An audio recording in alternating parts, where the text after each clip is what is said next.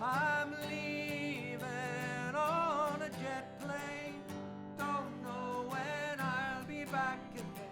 Once I joined the Air Force, I really enjoyed myself and showed that, you know, I had potential where Mum and Dad, well, Mum anyway, didn't seem to notice that, you know. I wasn't in her good books at all. I went to the recruiting office in Guildford in Surrey because I'd known that the earliest I could get in was when I'd be 15. And because a caprice got me into the army. And I joined this cavalry regiment, which I decided is where I wanted to be, from the priest's documents. I, of course, think it's a good job, any of the services, because you learn skills that are not necessarily transferable, but you don't really necessarily realise that you've got. You learn about the importance of timekeeping.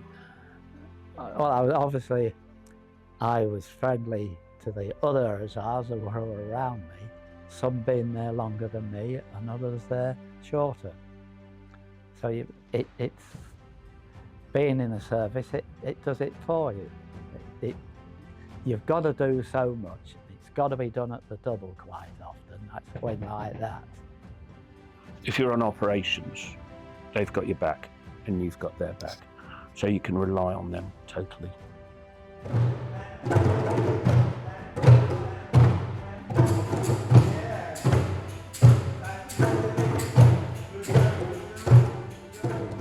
Always liked to be in charge, you know.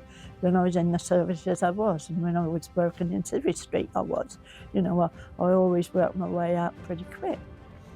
And then with this, I'm not in charge anymore. I don't like that. Not at all. But it's something I have to live with, and thank God I can, because I've got Peter. Can't drive anymore. They took my licence off me, so that was that, and the end of my motorbiking days. Face blind. Driving, I think, was one of the first things. I kept bumping into the left-hand curb, and I wasn't really aware of it.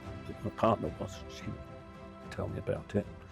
And then I went to see a optician just because I thought, oh, maybe I got a voucher, or maybe I just thought, well, I might as well have one, you know. And the optician asked if I'd had either a stroke or a TIA, and I said no. And she said, well, I'm not sure, you shouldn't see someone, I think there might be something not quite right. It really didn't do much for me, you know, but then Madam took it, making it their duty to find out what could be done for me and all that. And we used to get a string of people in, said, yes, we know what to do here, but not a one of them could. And I got involved in the project because of an interest in veterans with dementia. And it was off the back of a previous research project that I was interested in, so was delighted to be invited to work. So I come from a military family myself. Both my parents served in the signals, and my brother more recently has retired from the army after a very long career. And particularly my brother is probably my biggest hero. So a passion of working with people with dementia, also a passion for veterans, and then the bringing together of those two passions.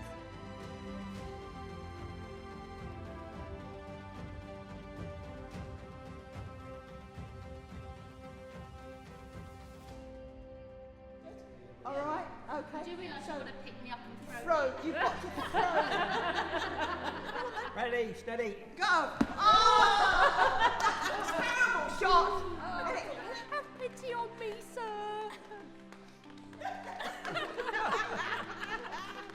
My mum has. And that is why whenever I want you, all I have to do is dream. So I'm a little curious about this, what's it called? What's called? Eh? What's What's this affliction I'm supposed to have? Alzheimer's, dementia. Dementia. Alzheimer's. I'm a bit cautious about that because Yeah. they seem to tie so much around it that they don't know, and nobody gets fixed. And I must have had dementia before it had been diagnosed, because I felt all right. I just thought the bad tempers were, you know, just me. But it turned out I do have it, and I just have to live with it. But it's not easy, because I was a woman that liked doing lots of things. You know, I loved to knit, and I always used to be going out. I managed a charity shop, things like that. But I can't do that anymore.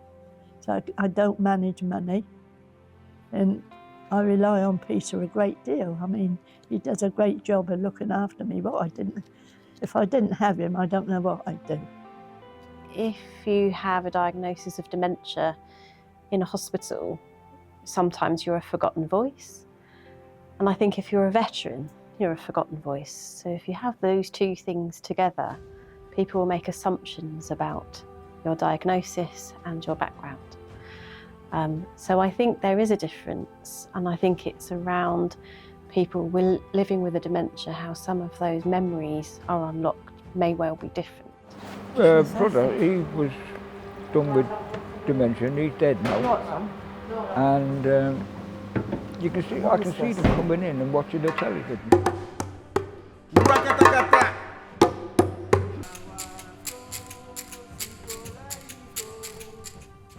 Bye, bye, Miss American, bye. Drove my Chevy to the levee, but the levee was dry.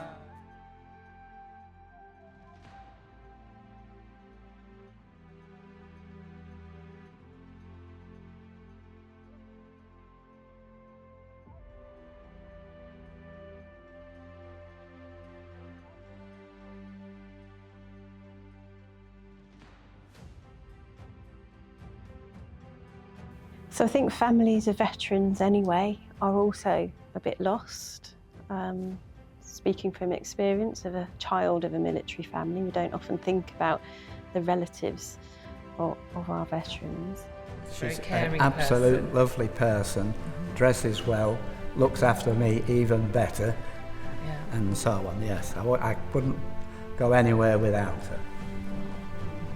Carers of people living with dementia have their own unique needs, and I think when you have a dementia and you're a carer for somebody is difficult enough, but then to access help and support for a veteran, but their own unique needs as a carer, I think is almost pretty much non-existent. One thing that crops my mind is, like Vincent, for example, you know, getting anywhere. How can people, you know, I drive Mike everywhere and we go everywhere together, but where can people that are on their own find help or find transport help, really? I think that could be a big problem.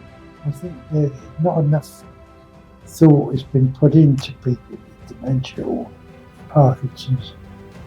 You know, a lot more should be done, really. I don't understand why we don't have a specialist service in terms of mental health, physical health, social care, criminal justice systems, all of those things to wrap around a veteran. Now, whether that be when they first leave military service to carry on through it all the way to the end of their life. Then I would suggest we need a champion across the services who acts for us through the others. I don't think there's enough investment in either services, so to bring the two together, I think there is a want to do it, but I think finances as they are is a constraint. And I think we need to understand more, what does this unique group of individuals need